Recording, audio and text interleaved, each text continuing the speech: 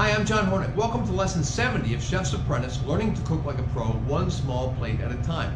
This lesson is my soup within a soup, in this case asparagus and mushroom. The concept for this soup is one of my favorites, two soups in one.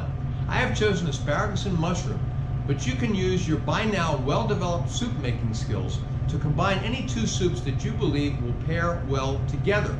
The challenge of this dish is to make both soups at the same time and have the right level of seasoning, the right consistency, and to serve both soups piping hot. The mushroom soup shows best when it is slightly saltier than the asparagus soup.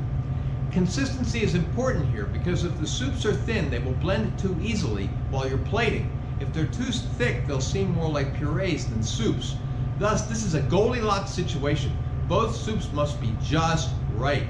Techniques today are slicing and chopping, seasoning, sautéing and browning mushrooms, sweating a mirepoix, deglazing and reducing, bringing to a boil and simmering, pureeing and adjusting seasoning, plating, and garnishing from on high. So let's start cooking. Okay, let's talk about the mise en place for lesson 70, which is the soup within a soup. You're going to need about 2 to 2 1/4 cups of sliced mushrooms. I've sliced them between an eighth and a quarter of an inch. Removed all the stems. Keep the stems to make mushroom stock. In fact, we need mushroom stock for this lesson. So I keep the stems for mushroom stock. And then the type of mushrooms, these are cremini. You could use white mushrooms. You could use shiitakes. You could use wild mushrooms. You could use a collection of mushrooms, okay? We'll also need to have about 2 to 2 1/4 cups of asparagus where you've trimmed off the tough end and then cut pieces. These are about 1/2 inch long. And I didn't use any tips in here. Could save the tips for another use. And but we will need to have one tip per person that has already been blanched, shocked in an ice bath. I just did that actually. And we're going to have 1 tip per person. That's going to be as a garnish. Then you'll need to have about 1 cup of chopped shallots, about 1/2 cup of chopped celery, about 2 tablespoons of chopped garlic. We'll need to have about 1 cup of dry vermouth or white wine. I'm using vermouth tonight. And then you'll need to have about at least 1 cup of mushroom stock. Remember, we make our own stock in this course. And I have a separate video on how to make stock, and also on my website there's a stock chart on how to make virtually any kind of stock. That's www.chefsapprentice.com. We need to have at least 1.5 cups of chicken stock. I've got more than that here. I thawed these 2 different stocks out earlier today. You'll need to have about 1/4 cup of dry sherry. It does not have to be expensive sherry. You'll need to have some olive oil and kosher salt, as we almost always do. Peppermill for freshly ground black pepper, and about 2 teaspoons of freshly chopped parsley. I have a lot more than that here. We'll just use what we need. Also, with that sherry, we're just going to eyeball it. We need about 1/4 cup. We'll eyeball how much we need. We'll also eyeball how much we need for the stock. Okay, that's all the ingredients. We'll break, come back, and I'll show you the equipment for lesson 70. All right, for equipment, we're going to need a cutting board and a chef's knife. We're also going to need to have a blanching pot, which is already there on the stove. Just used it to blanch the asparagus tips. A bowl for an ice bath full of ice so you can shock those asparagus tips and stop the cooking. We need to have a saute pan and a wooden spoon so that we can saute the mushrooms. We need to have 2 saucepans because we're making 2 different soups at the same time, and roughly the same size, and also wooden spoon for each saucepan. You don't want to use 1 spoon, you want to use 2 spoons so that you're not contaminating each soup. Okay, so you know, 1 soup is going to be mushroom color, the other one's going to be green. You don't want to be mixing those colors. Okay. We also need to have a food processor or a blender. We're going to try using a food processor tonight. I've said before, sometimes one works better than the other, so we're going to try using the food processor tonight and see how it goes. Also, you need to have a strainer and a rubber spatula so you can strain the soups. And then finally, you're going to need to have bowls to plate the soup. Now, for this soup, you really need to have, or ideally I should say, you should have a wide, shallow bowl, okay? Because you're going to be putting the asparagus soup in the bowl first, and then you're going to be ladling the mushroom soup into the center of it, and you want to make a nice presentation. If the bowl is too deep, too narrow, it's not going to make as good a presentation. And also, one other thing that we need, which I just mentioned, is a ladle so you can plate up. Okay, that's all the equipment you need. Break, come back, and start cooking. All right, the first thing on our prep list is to saute the mushrooms. So we're going to put some olive oil in our pan, probably about 2 tablespoons worth. We're going to get that to be hot, and then we're going to saute the mushrooms. Okay, we're going to add our mushrooms to the pan. Remember, mushrooms will initially soak up all the oil, and it'll look like the pan is dry, but then they'll release a lot of it back into the pan. We're going to use some salt. I'm using a little bit more salt than I normally would because, as I said in the introduction, the mushroom soup shows better inside of the asparagus soup if it's slightly saltier than the asparagus soup. Give it some pepper. Get them coated.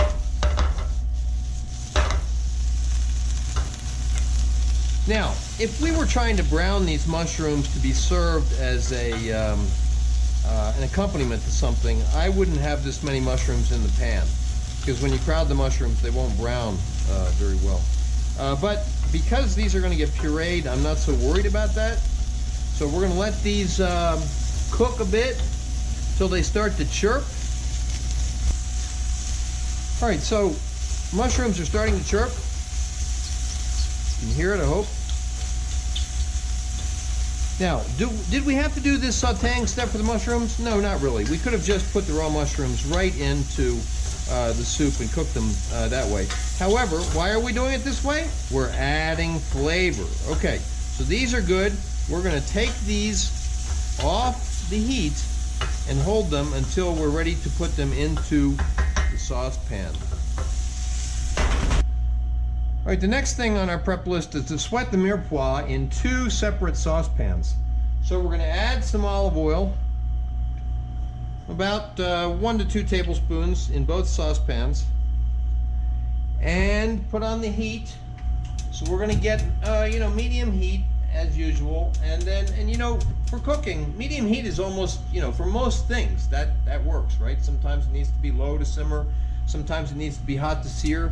But for just general cooking, medium heat. Okay, now we're going to sweat half of the shallots in one pan and half of the shallots in the other pan. Actually, I'm going to turn down the heat a little bit.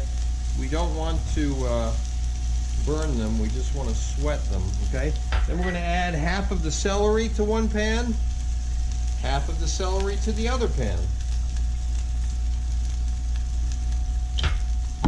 Stir them up. I'm going to bring my heat down to low. And I have a spoon for each of the 2. Remember, as you stir it, it cools it. All right? We're going to add some salt, some pepper,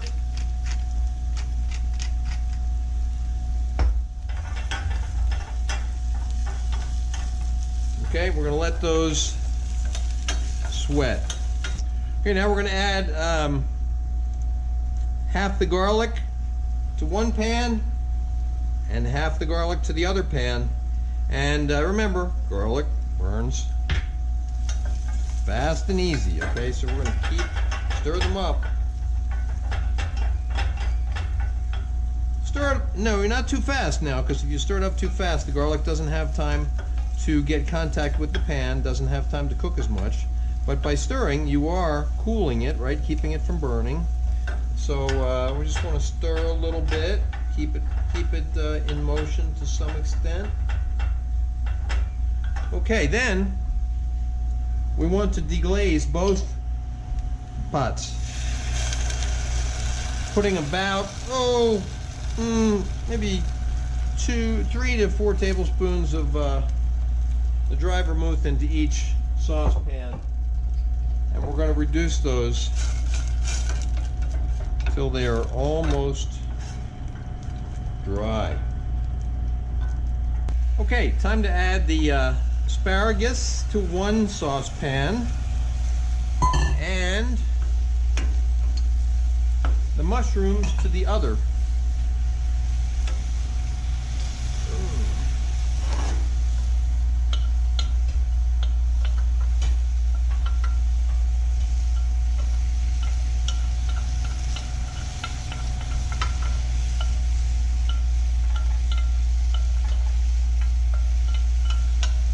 Okay, now we want to add the stock.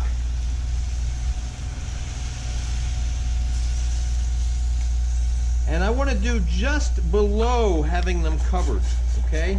We can always add stock to thin it, but if it comes out too thin, starts too thin, it would be hard to thicken it. Same thing with the mushrooms. We're not going to cover them. We're going to be a little less than covered.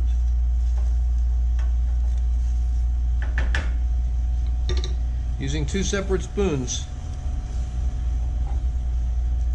Good. Okay, now we want to add a little bit of salt to the asparagus. Now we don't have to salt the mushrooms. We already salted them earlier. And we're going to add some pepper to the asparagus. We also peppered the mushrooms earlier, so we're not going to add pepper to them either. Now we're going to bring both of these to a boil, and then we're going to simmer the mushrooms for about 10 minutes, and we're going to cook the asparagus until it's tender. Okay, our mushrooms are coming to a boil, so we're going to reduce the heat to low, and we're going to simmer those for 10 minutes. But we're going to let the asparagus hasn't come to a boil yet. Okay, our asparagus is coming to a boil. We're going to reduce the heat on that so it's not boiling. It was on medium already. I'm not going to turn it down to low because I want these to cook until they're tender. I'm going to keep the heat at a point which is where they're just below boiling. If you start to cook out some of your stock, add more until they're covered just as much as they were at the beginning. If you don't have stock, use water. All right, our mushrooms finished simmering for 10 minutes. Is the 10 minutes a magic number? No. We just wanted to let them cook for a while to take on the flavor of the stock. Now we're going to puree them, and our asparagus is still cooking because it's not tender yet.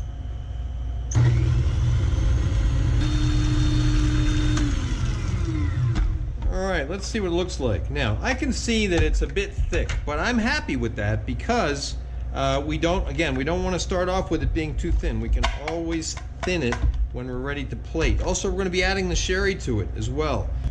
Okay, now we want to strain the mushroom mixture back into clean saucepan.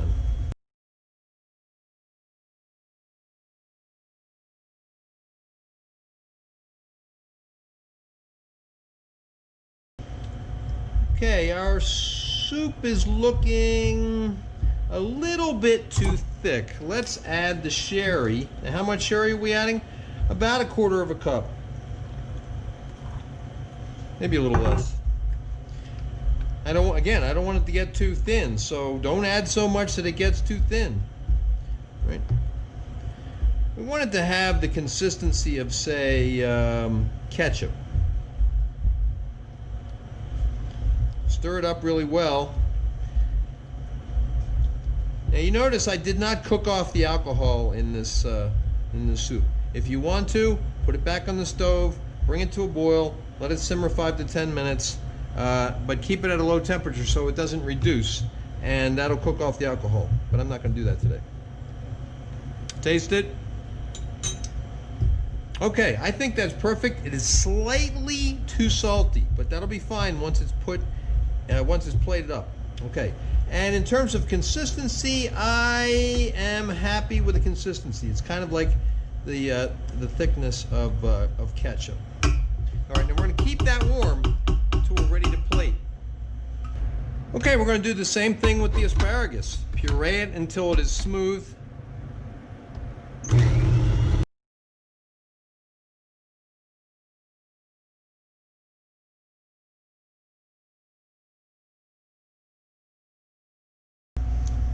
All right, now is the time to adjust the seasoning. I think it needs a little salt. Doesn't need any more pepper. And this would also be the time to thin it if it needed thinning.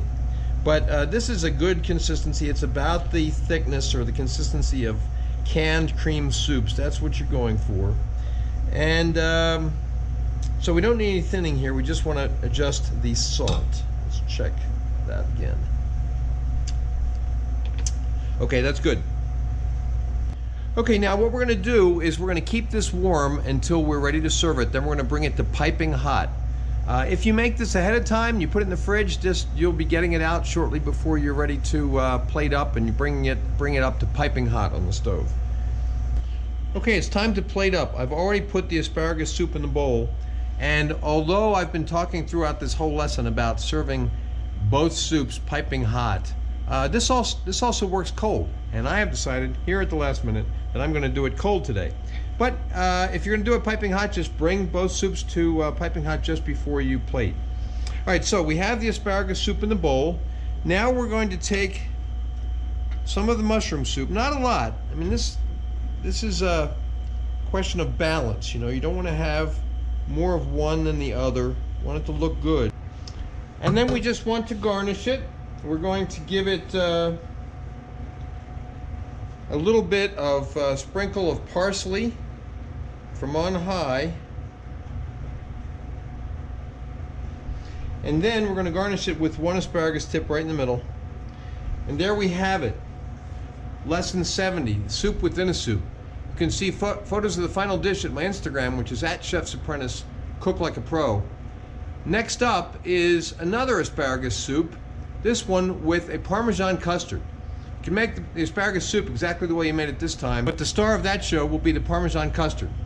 Please remember to subscribe to my channel, and thanks for watching.